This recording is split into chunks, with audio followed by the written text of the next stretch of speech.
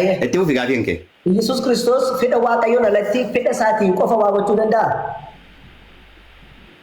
Okay, gaafii baay'ee qajeelaadha. Feeti isaa fedha Waaqayyooti. Garuu feeti isaa fedha Waaqayyooti. Yesus Kiristoos fedha isaatiin waa gochuu danda'a qofaa isaatiin danda'amuu hin danda'udha. Hin danda'u qofa barbaadan. As gaafadha. Abbatti gargar ba'ee homaan godhu wanti inni godhu waan abbaan godhudha. Abbatti gargar ba'ee homaan godhu. Kana jala fudhaa. Thank you. Itti fufi. Yesus qofa fedhi waa gochuu hin danda'u ayyee. Qolaasiyaas boqonnaa tokko lakkoofsa 15 irratti Kiristoos bifa Waaqayyoo inni ijaan argamne ittiin namatti mul'atudha. Uumama hundumaa dura dhalatee jedhe. Uumama hundumaa dura dhalate jechuun maali? Dhalatu jechuun maali? Uumama hundumaa dura dhalate jechuudha. Maal jechuudha dhalate jechuun? Dhalate jechuudha. Duriin jiru ture. Uumama hundumaa dura uduu uumamni wanti jedhamu Waaqayyo jalqaba bantii Waaqaaf lafa uume jedhama caana qulqulluun. Jalqaba Waaqayyo na dhaggeeffatu kan gaafa akka siidee sun ayyami gaa. Waaqayyo jalqabatti bantii Waaqaaf lafa uume jedha. Kanaaf uumama hundumaa dura jechuun uduu bantii Waaqaaf lafaa hin uumaminiin dura dhalate. Dhalate gaafa jedhu garuu abbaa irraa dhalate jechuudha. Kanaaf eenyummaa akka abbaa qaba jechuudha. Okay, jalqaban turre garuu abbaarraa dhalate jechuun waan dhalate jechuun kan hin jirre argame miti. Gaafii kee jalqaba wanti jedhu macaafa qulqulluu irratti jalqaba wanti jedhu kan inni jalqabame uumaa boqonnaa tokko lakkoofsa 10 irratti guyyaanii fi halkan lakkoofsi yeroo uumamedha. Kanaaf jalqaba wanti jedhu dhalate kan jedhu waan hin jirre tokko argamuudha miti siin jedhe. Dhalate wanni jedhamu tokko waan hin jirre tokko dhalate miti. Dubbii wayii dhalate dirqama akkas miti. Tokko dhalate miti. Dirqama akkas miti. Sababni isaa inni divaayinii yeroodhaan hin madaalamu. Yeroodhaan hin madaalamu. Ragaadhaan naa kennu difineeshinii maal jechuudha dhalate jechuun? Dhaaba dagaa kiyya. Ragaa naa kennu difineeshinii dhalate jechuun maali? Eeshi, olloon. Macaafa qulqulluu keessatti hin dhalate gaafa jedhu dhageeffadhu yaadanna qabadhu. Yoom dhalateedha gaafiin guddaan? Uumama hundumaa duradha. Kan jedhu. Uumama hundumaa dura jechuun yoom dhalate? Obboloota koo. Yoom dhalate siin hin jenne. Hin dhalate jechuun hiikni hin dhalate jechuun maalinni waan hin jirre tokkotu argame jechuudha miti. Moo duruu kan Isoo sitti maala?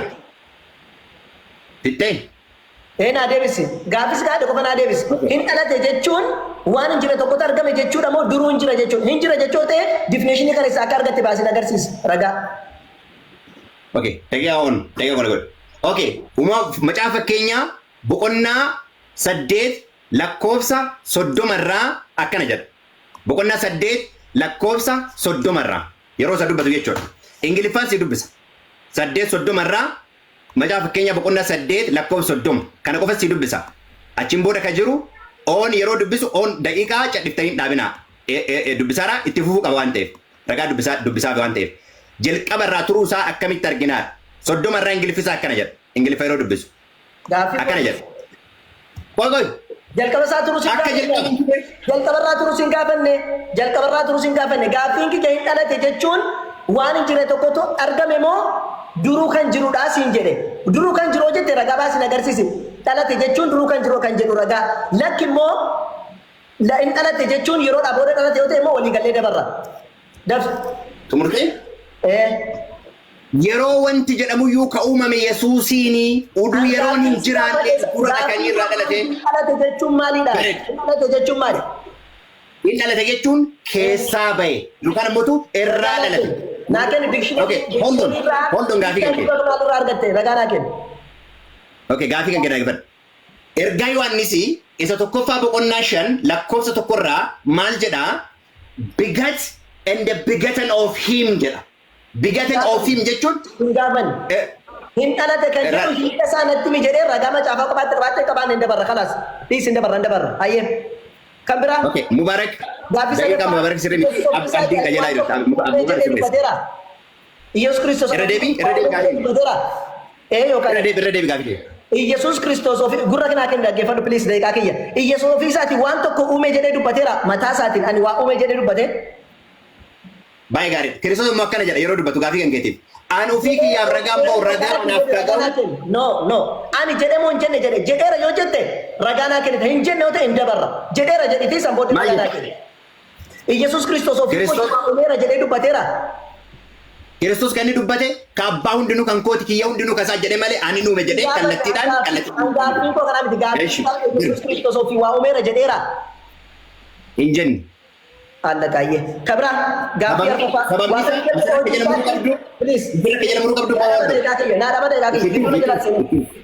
Waaqayyo jalqaba hojii isaa isa bara baraa dura hundumaa dura na uumee jedha. Fakkeenya 9:28 irratti Yesuus Kiristoos uumamaa. Tele maal jette?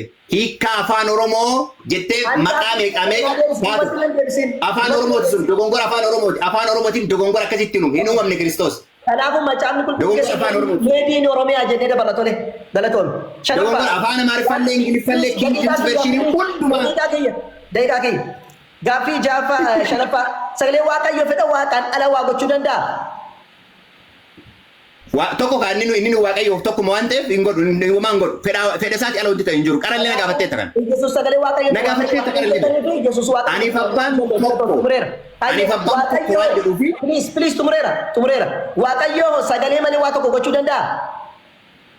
Waan hundaa ka godhu sagaleedhaan kan inni godhu karaa ilma isaati ka waa hundayyuu godhu. Sagalee malee Waaqayyo waa gochuu danda'a. Ilma isaatiin ala godhe tokko hin jiru jedha. Macaan godhu. Isaan wanti godhe tokko hin jiru. Kanaaf Waaqayyo ofii isaa ta'uu danda'e waa gochuu hin danda'u jechuudha. No, ilma isaatii waa hundumaa kan inni godhu. Xumureera. Eshi.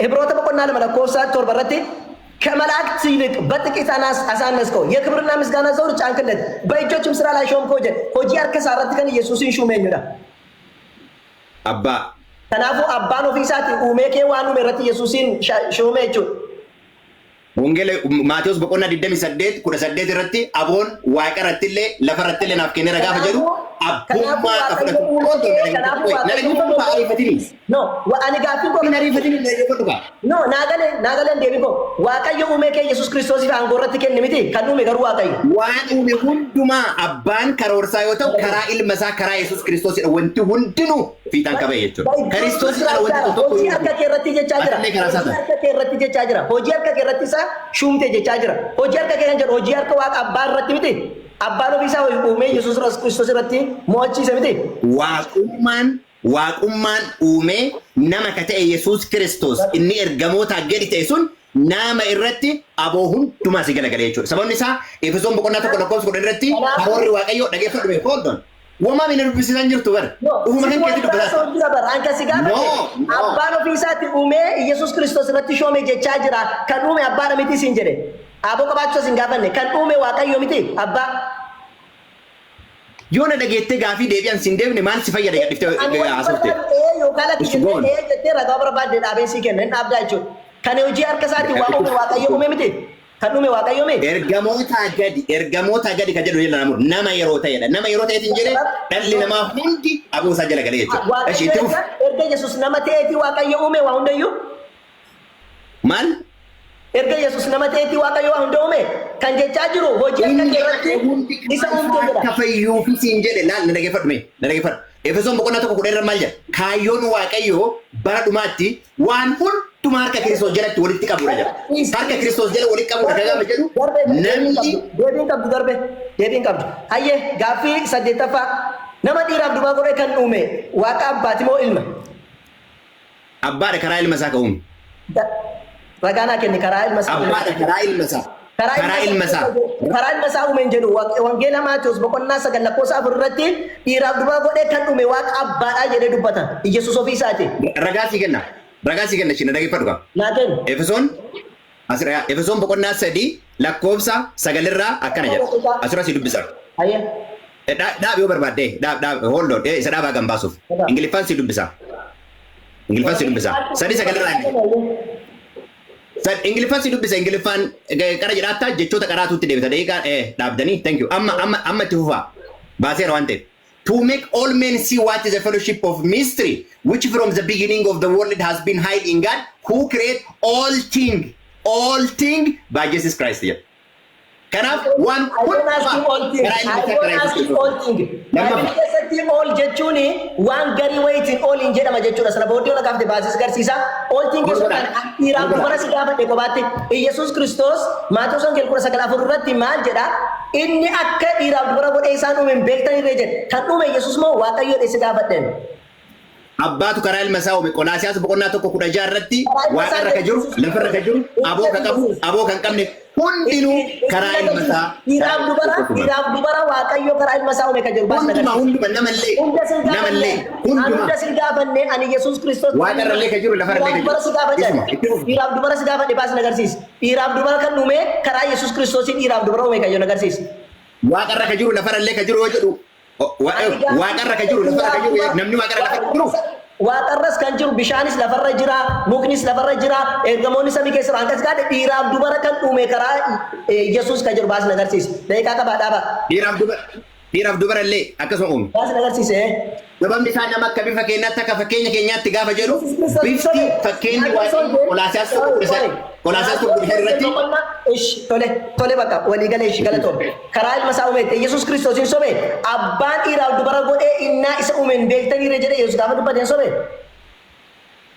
Hin sobne. Dhibba karaa uumataa kan jedhu kana jechuudha. Inni karaa jenne ati maaliif karaa isaa uume? Waa'ee ilmaa gaafa jedhu dubaraatti konfiyuuziin si keessa uumamaaru ati nama qofa yaadaatta. Ani ammoo ilma waaqaa isa waaqummaa qabu isa abbaa wajjin ture isa sanillee dubbataa raba. Ani immoo isa sammuu kee keessa jiru osoo hin taane. Ati uumamaa qofa irratti erganii darbee yaadde. Ani isa sammuu kee keessa jiru osoo hin taane isa baayibilii irra jiru si gaafataa jira. Yesuus Kiristoos inni dubaraaf dhiira godhee akka uume hin beektaniire jedhee warra Fariisotaatiin gaafa gaafatu hin kijibne moo kan uume Waaqayyo abbaadhaas hin jedhe. Efesoon boqonnaa lama lakkoofsa 10 irraa yaada akkana jedhu Efesoon iddoo amma si dubbise irraa tana qofa si dubbise xumura lama 10 irraa dhageeffadhu nama 10 irraa akkana jedha nuyi hojii harka isaatii jedha dhageeffadhu qofa si dubbisa ragaa no ragaa itti fufi ragaa si deebisa daqiiqaa naa dhaba kirkiritta daqiiqaa dhaabaa ishii nagaa naa dhaabaam dhageeffadha naa deebistee dhagaa si dubbisa si dubbisa naa deebistee si dubbisa daqiiqaa naa dhaabatu si dubbisa. Yesuus Kiristoos daqiiqaan si dhaabameera miti. Agarsiisne miti nagaa naa deebiseetta. Eegsisi Efesoon 2:10 irraa akkana jedha. Nuyi hojii harka isaati. Hojii gaarii isa Waaqayyo duraan dursee qopheesse karaa keessa akka deddeebinuu fi karaa Yesuus Kiristoos uumamne jedha. Kanaaf dhiirri dubartiin illee karaa Yesuus Kiristoos uumame jechuudha. Itti fufiimu. Hayyee kun waan inni dubbataa jiru kan biraa kaasee gaafate kan biraa hayyee. Yohan kabra gaaffii sadaffaa Yesuus nama guutuuf waaqa guutuu jettee ergaa amanteetiin yeroo kadhattu waaqummaa namummaa keessaa baastee kadhatta moo namaa fi waaqa wal maqqabdee kadhatta? Okay, baay'ee gaarii. Kiristoos harki isaa inni madaa'e ammayyuu mirga abbaatti. Gaaffii koo barbaada.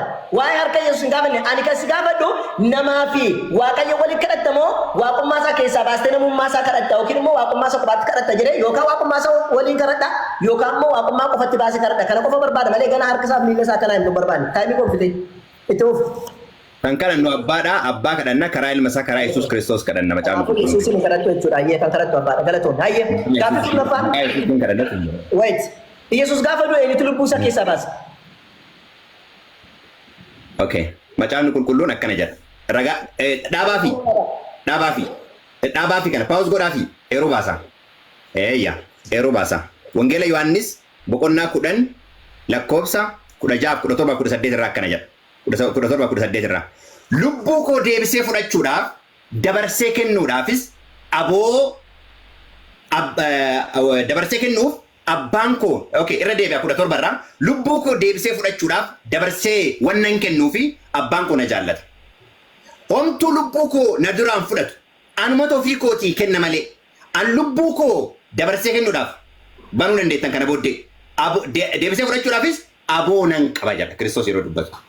Okay, akkas taanaan Yesuus Kiristoos ofiisaa fajjeese? Baay'ee gaarii.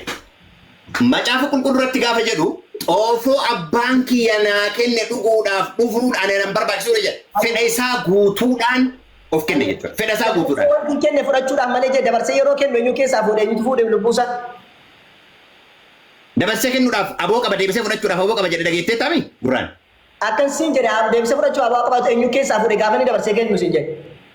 Inni kan dubbataa bakka sana irratti waa'ee fannoo dubbataa jira achirratti waa'ee fannoo irratti ofiin kennaa jira dabarsee jechaara malee lubbuu koo kan na keessaa baasu namadha yookiin of kiyaa baasee kenna jechaa jiru Yesuus. Of kiyaa baasee kenna jechee amantaati.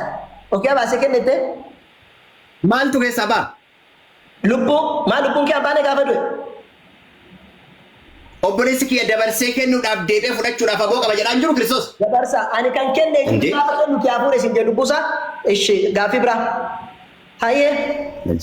Gaaffii kudha tokkoffaa Waaqayyo kan beeku ilmi kan hin beekne jira. Waaqayyo kan beeku ilmi kan hin beekne jira. Nama ta'ee eeyyee. Nama ta'ee eeyyee. Nama ta'ee maal? Eeyyee. Ergamoota gadi ta'e jedha. Ergamoota gadi ta'e jedha waan ta'eef eeyyee.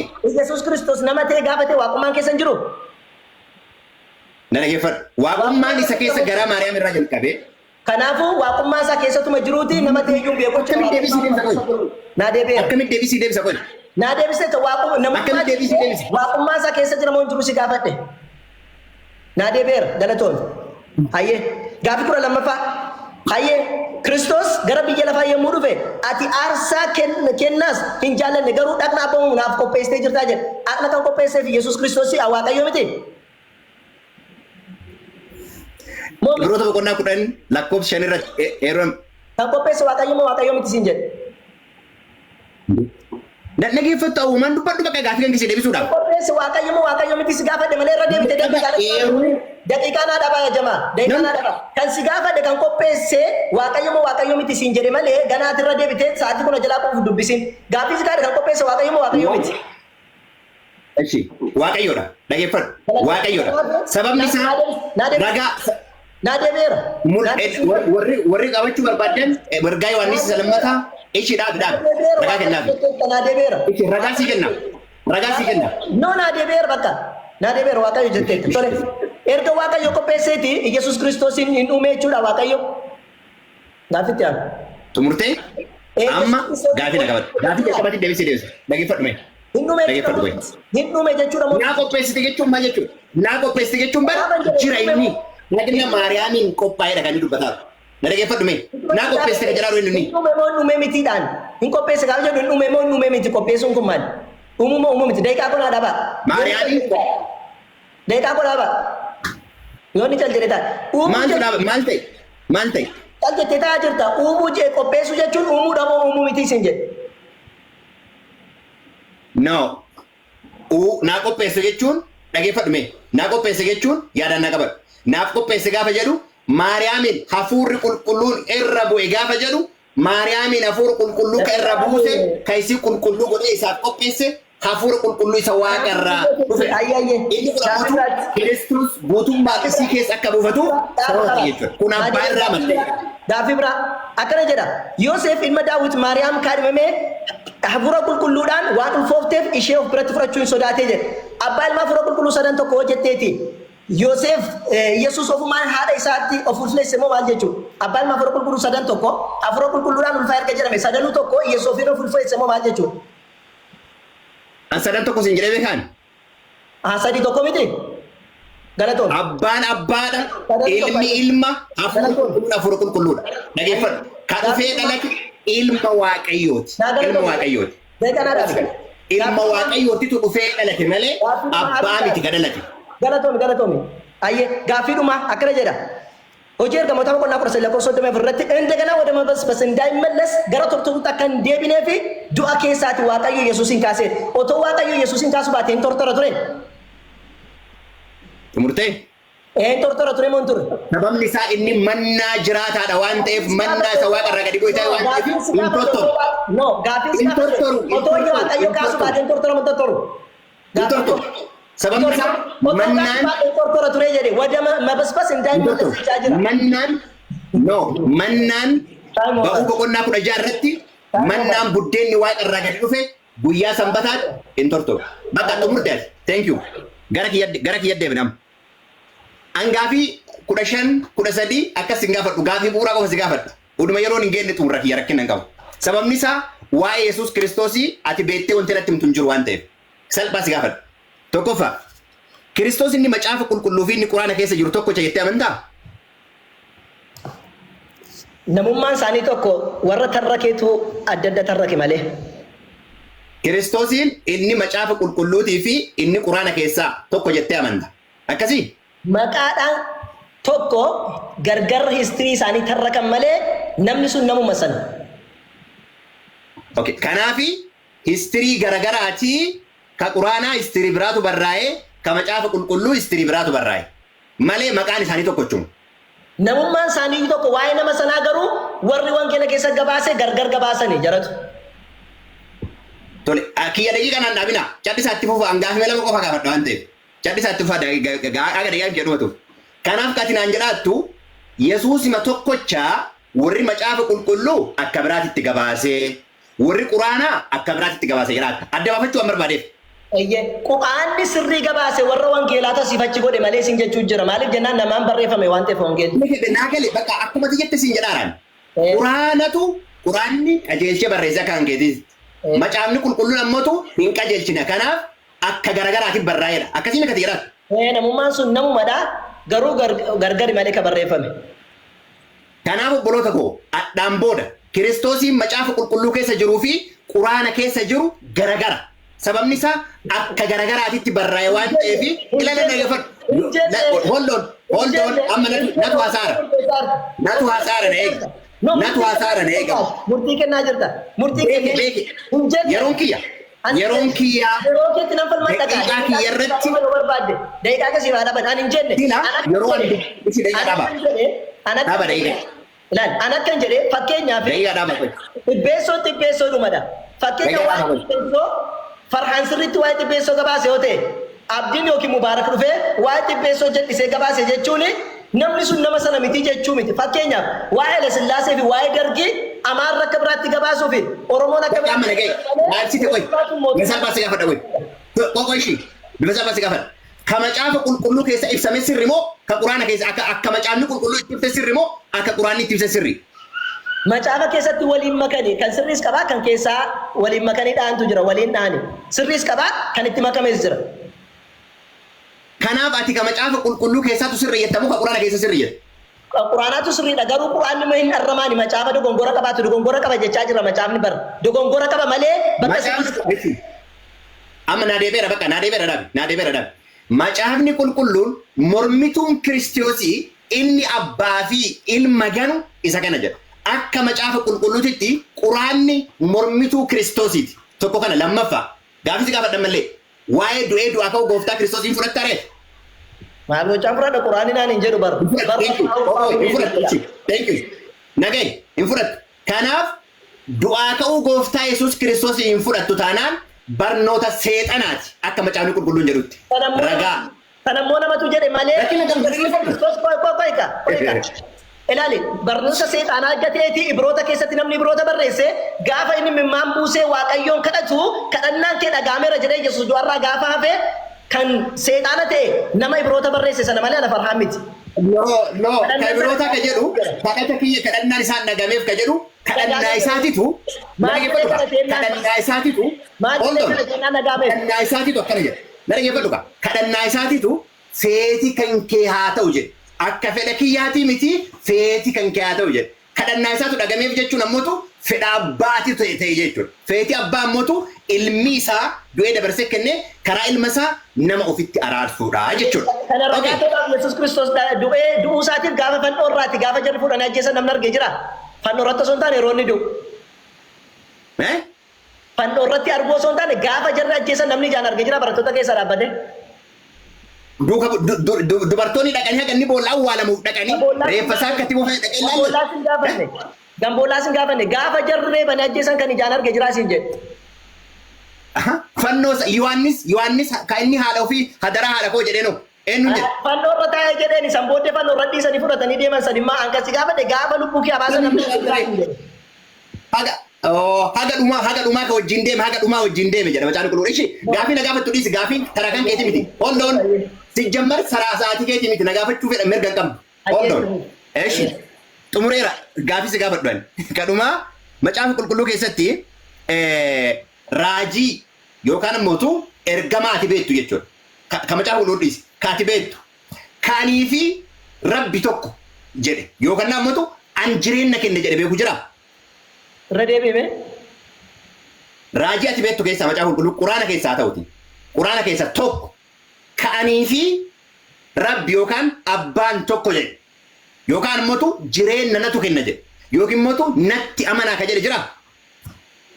هي القرآن كيست إرجما ربي صلى الله عليه وسلم ربين أنا تيس إرجما ربي تسمنا جري دو بتهجرة كان جتشون نبي محمد تسمنا أنا تسمنا جري ربي دو بتهجرة واي جري إنك إنه كتير wait Gaafi kan dhaggeeffate tamini. dhaggeeffadhe si deemaa jira si deemaa jira kana mana jedhee siraa itti ennaa itti kan immoo jireenya keessa jiraa ka jette Iyyesuus ofii isaa iyyuu jireenya fudhate waan ta'eef jireenya fudhate daabboo fudhate namaa qunxurtee kennuuni ofii kennite ofii qabaattee kennite son taane waan si kenname kennite jechuudha. Waan keessaatu gaafi asii gaafadhu qofa naa deebise.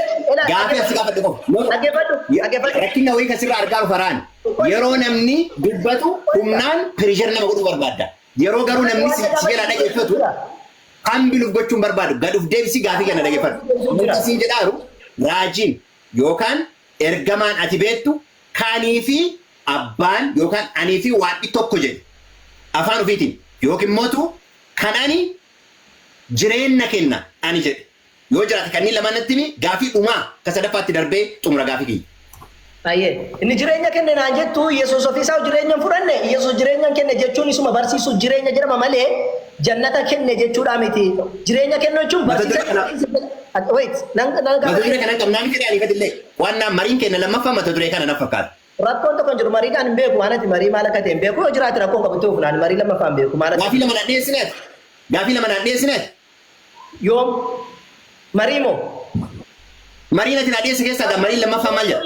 Marii itti ufna rakkoon hin jiru marii jiraannaan san dhiyeesse marii rakkoon hin jiru angaruu amma siif hin deebisa akkan jedhe jireenya Yesuus Kiristoos ofii isaa fudhatee waan kennuudhaati jireenya kenne jechuun Yesuus Kiristoos barsiisa inni barsiisee namni isa jala hordofee deeme jireenya argata jechuudha malee Yesuus Kiristoos akkasumatti lafa hammaaree jireenya namaa kenna jechuudha miti innuu waaqarraa fudhatee siin jedhan.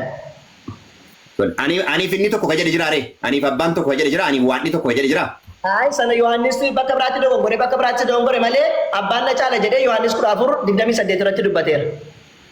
Kanaaf aniif abbaan tokko ka jedhe ka biraan jiru jechuudha. Kiristoos garuu aniif abbaan aniif macaafa araarsa dhugotu jarru waliin galle iddoo biraatti Yesuus na cirra caala abbaan jedheera tokkotti immoo abbaa kan tokko jedhee kamiin sirraa fudhadha lachuu fudhadhu akkas taanaan saniifu macaafa araarsi kayti gootu na gaafa jarri tokko walii galan kan hayyeettuu fi gaaffii walii galatti Yesuusin macaafa qulqulluu keessa jiruu fi ka quraana keessa jiru garagaraa Yesuus garagaraati ka dhufame olii harkifamaaru isa akkasin na qabadha kadhuma NIV isa jette san irratti amma ragaan mul'isisa isaa gaanni baasu sana eegaa daqiiqaa sadhaa baafi rakkina qabu baas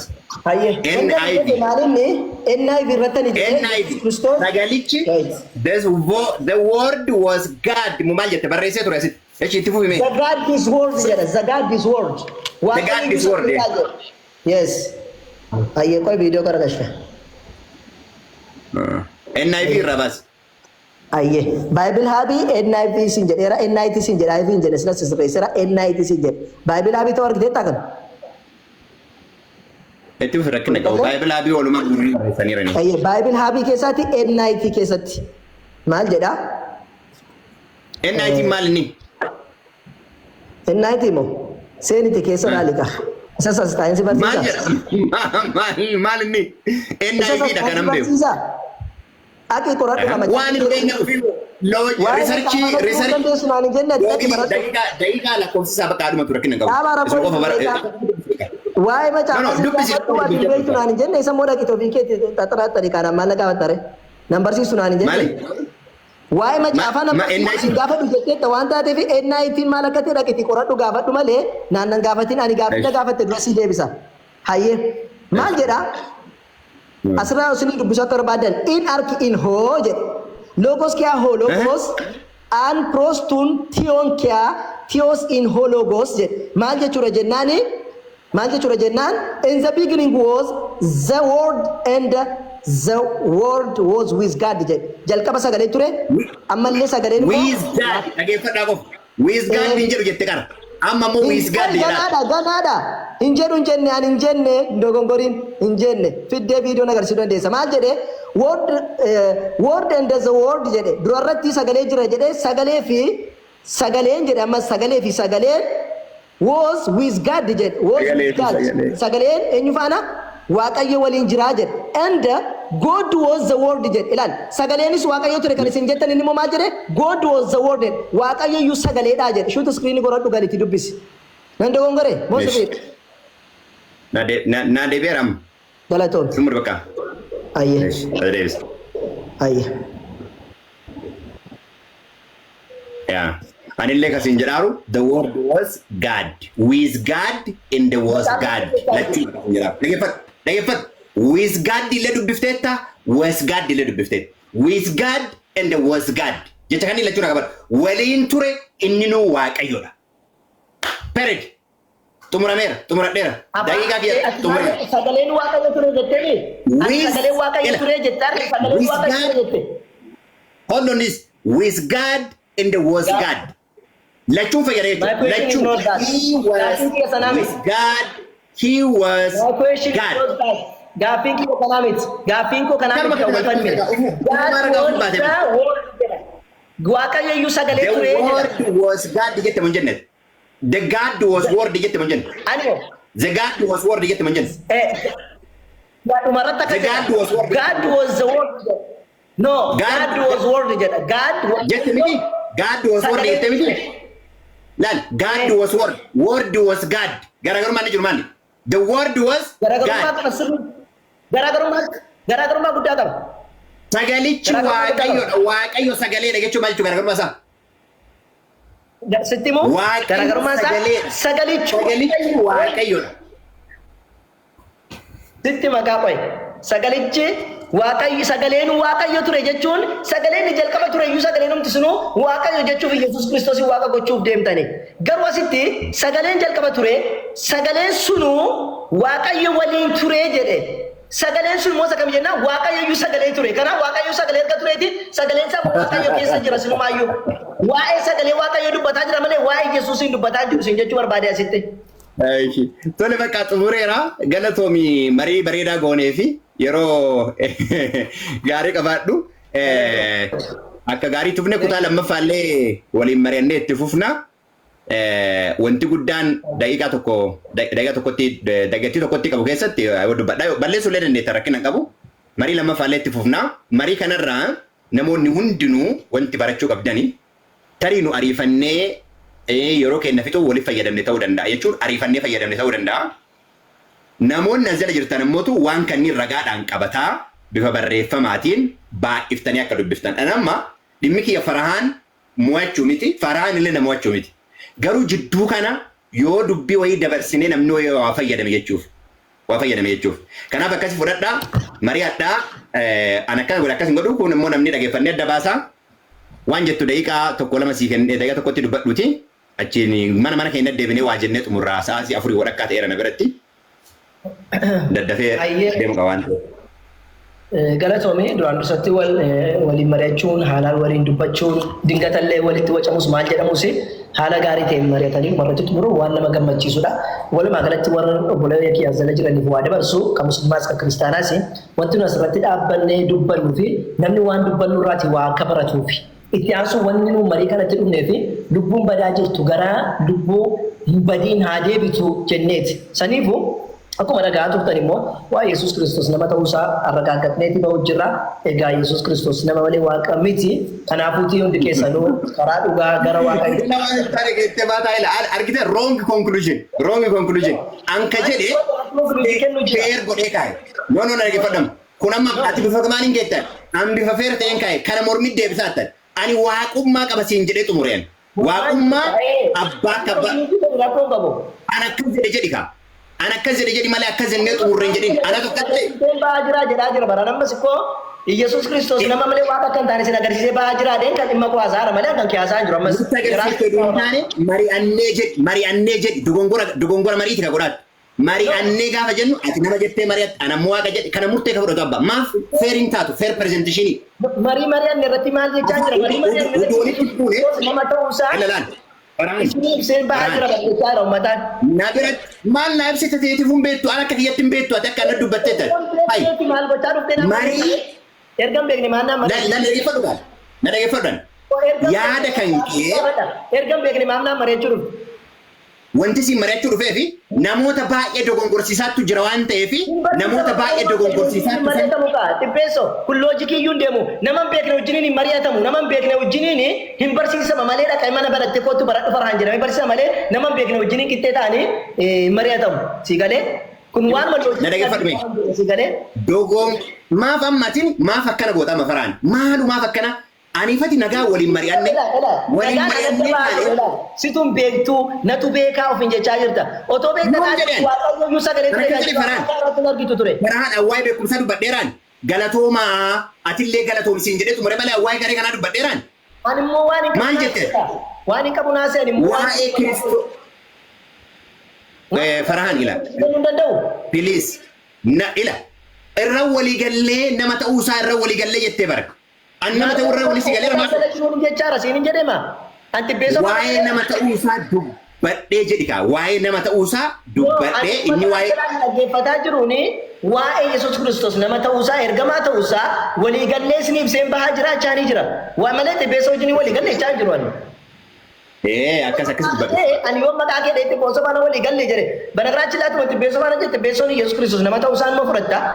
Ani garuu xibboosoo hin jenne. Ani waan barsiise keessatti Yesuus Kiristoos nama ta'uusaa ergamaa ta'uusaa isinitti mee isinitti agarsiise deemee. Kanaafuu Yesuus Kiristoos namadha Waaqa miti gara Waaqayyoos tokkichaa isa Rabbiin subhaanahu wa ta'ala dhugaadhaan kan gabbaramu dhaalika bi'anna Allahu wal haq dhugaadhaan Allah inni dhugaa isa kan jedhee Quraana keessa dubbate gara Allah isa dhugaa sanatti koota isiniin jechuudha barbaada galatooma tolchina waliin gootanii fi hangama kiyyaan xumureera yoo si mufachiise dingata dhaggeeffattoota illee dabalee yoo mufachiise dhiifama siin jechuu barbaada wanti walirraa barachuu malee wal mufachiisuudhaaf asii dhufne thank you. Eebbifame fayyaa ta'e. Nagaa ture illee ayyaanfadhu. Fayyaa ta'e.